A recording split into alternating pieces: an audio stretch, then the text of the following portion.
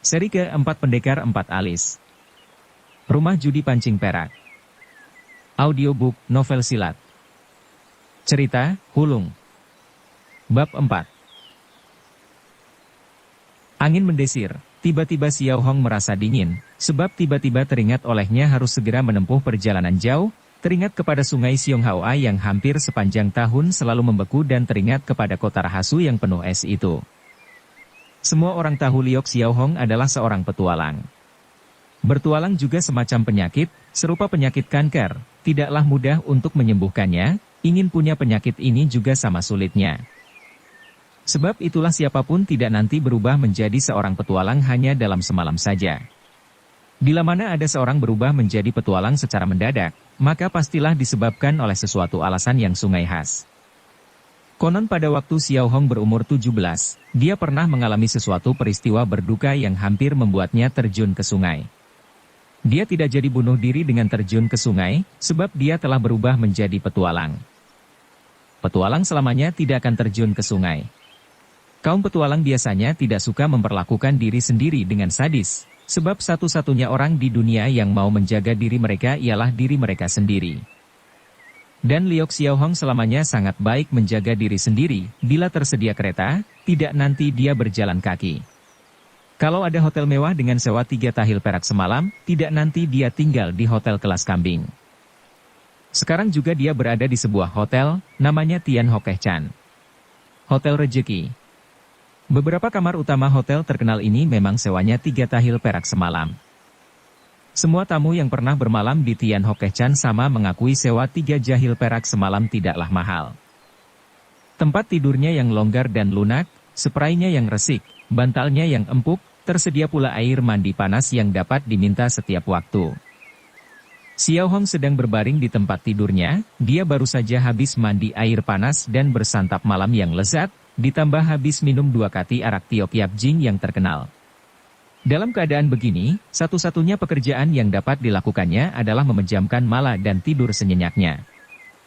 Dia memang sudah memejamkan mata. Tapi justru sukar terpulas.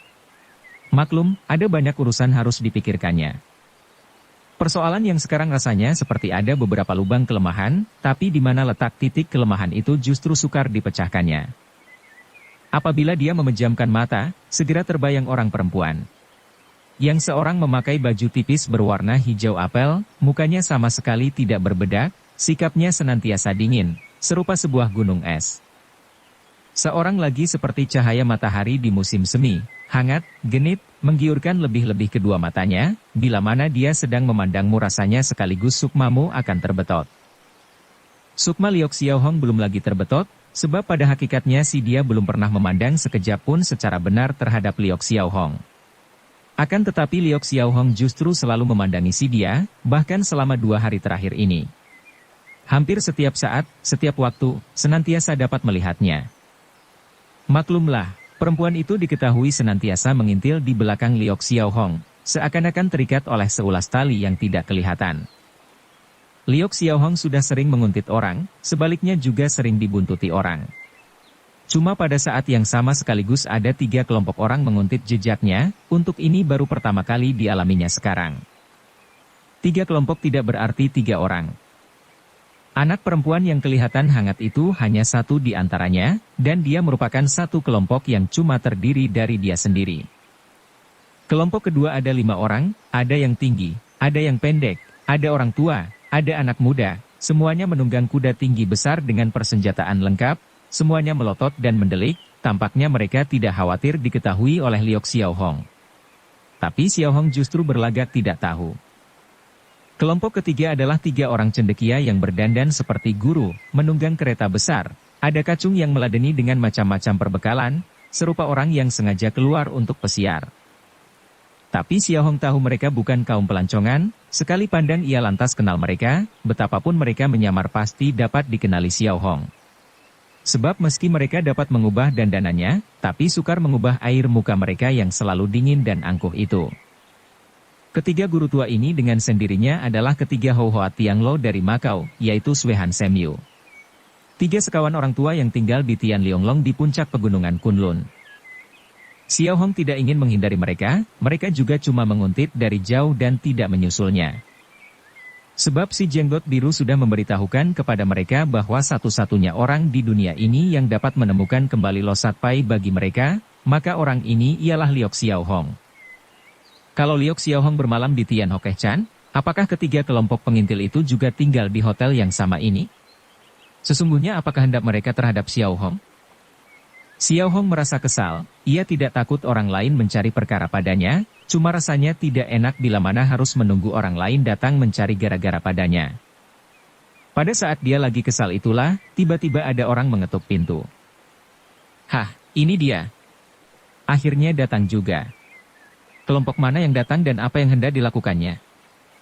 Xiao Hong terus berbaring dengan lebih lurus di tempat tidurnya, tidak bergerak, bahkan tanpa bertanya terus berseru, "Masuk!" Waktu pintu terdorong, yang masuk ternyata pelayan yang membawakan poci air minum. Meski Xiao Hong menghela napas lega, tapi juga merasa sangat kecewa. Dia bukan cuma tidak takut orang lain mencari perkara padanya, terkadang dia malah berharap orang lain lekas datang mencari gara-gara padanya.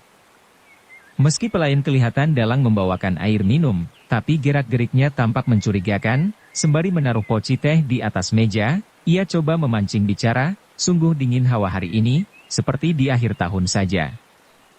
Liok Xiao Hong tidak menanggapi, ia memandangnya, ia tahu kata-kata si pelayan pasti masih bersambung. Benar juga, si pelayan lantas berkata pula, hawa sedingin ini. Kalau tidur sendirian sungguh kurang SIP.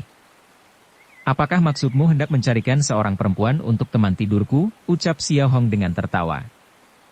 Si pelayan juga tertawa, apakah tuan tamu ingin mencari teman tidur? Sudah tentu aku perlu teman tidur, tapi harus kulihat bagaimana bentuknya, kata Xiao Hong. Sambil memicingkan mata si pelayan bertutur, wah. Kalau perempuan lain tidak berani kukatakan, tapi perempuan yang ini, kujamin tuan tamu pasti puas sebab.